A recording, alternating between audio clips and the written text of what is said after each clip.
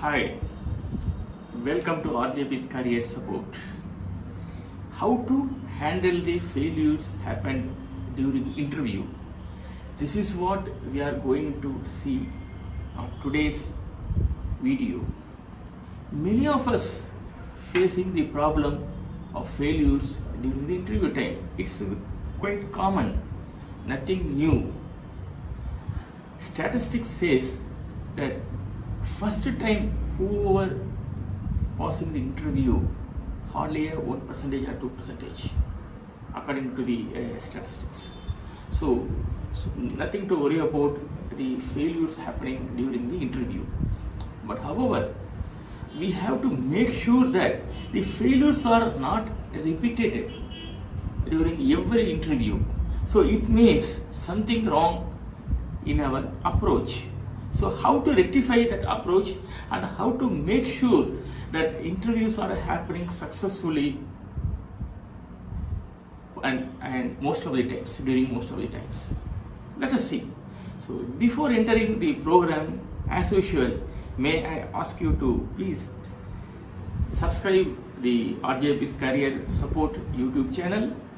If you like this program, share to your friends and colleagues.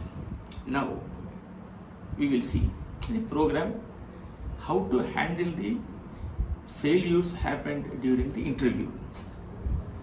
Remember always there are two types of failures likely will happen. What are those?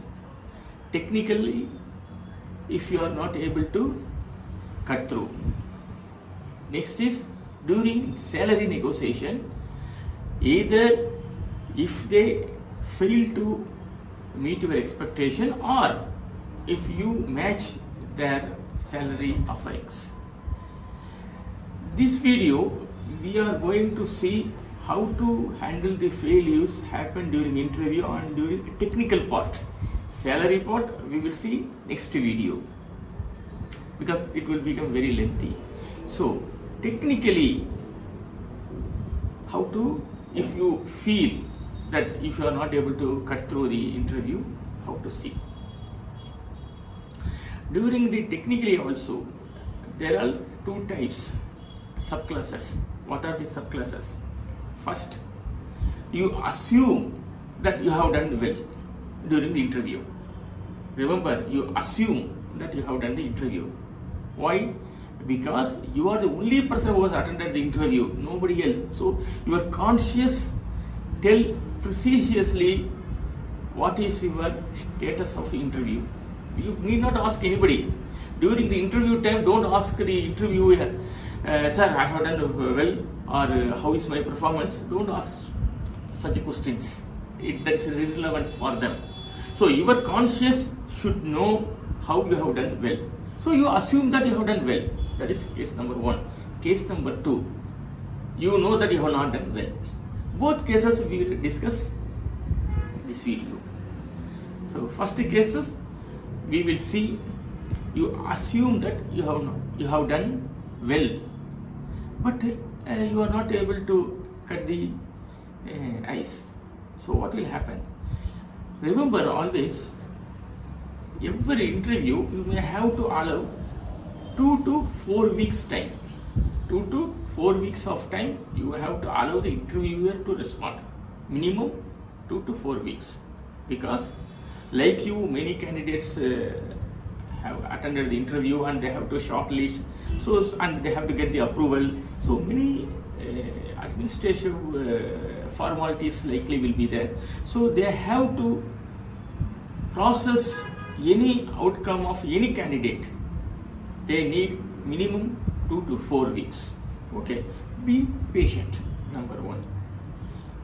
Number two, during the 2 to 4 weeks, if you want to know the outcome of the interview, you may or you can send a polite mail to Human Resources Department mentioning the date and time of the interview and then position which you have been interviewed, and politely ask for the feedback. Use the terminology of feedback. Don't ask when I will get the recruitment offer letter, what is the outcome of the interview. Don't use these words. Instead of that, sir, could you please let me know the feedback of the particular interview, whatever the position you applied, date and time, mention everything, so that the traceability of the data they can easily retrieve. Most of the times the HR will respond you, please wait, or you are not being selected. There are two things they will say. Otherwise they will keep quiet. They will not respond to you also. No issues.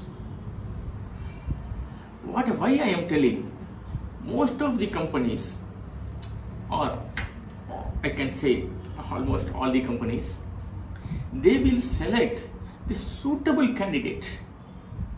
You may be the best candidate for the particular position. You see the difference between the best candidate and suitable candidate. You may be a best candidate, no doubt, but you may not be suitable to them because of many factors involved in it. Area of operations, travel may be involved, and your attitude you have expressed during the interview, the way you speak. You have answered very well, but attitude also plays an important role, and how you conveying the message, that also the contributing factor. And then your staying distance, and then your what I can say, your willingness to travel outstation. So many factors are involved. So they will analyze everything and they will select the suitable candidate, not the best candidate. Best candidate always need not be a suitable candidate, or it may be vice versa also.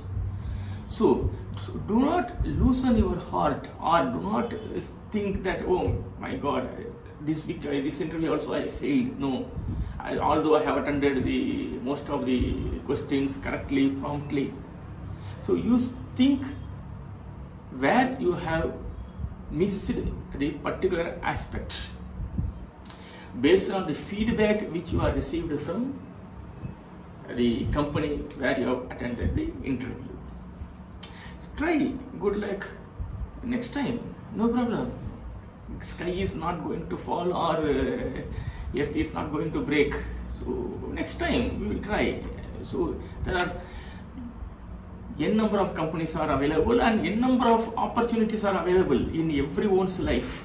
So you are the best candidate, but may not be suitable to them. Or you have to think like this way and proceed. Second case, you know that you have not done well. So what are you supposed to do? Please recollect the questions what they have asked during interview and refer the relevant sections of the academic or your past experience, whatever it is. Correct yourself, understand, and make sure that you are aware of the right questions, right answers, okay, or suitable answers.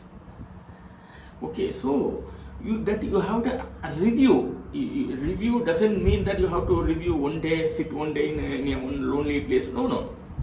Just casually you recall the interview questions and refer the relevant sections where you have missed. Also know the right answers. Not only the same questions, but the similar questions, similar situations. If it happens in future, what you supposed to do? That also you prepare. You do some groundwork before you going for interview next time. So next time you will be through. Who knows? You will land in a better position. So this is how you have to handle the interview failures for technical part. Remember, don't lose your confidence. The moment you lose your confidence, whatever physical status you have, likely it will come down. So better luck next time. That's it. Okay, you see the sportsman, how many times they will fall and they will rise. It's like that. So next video I am going to say how to handle the failures happen during salary negotiations. That is also important portion. So thank you for watching RJB's Career Support. Namaskar.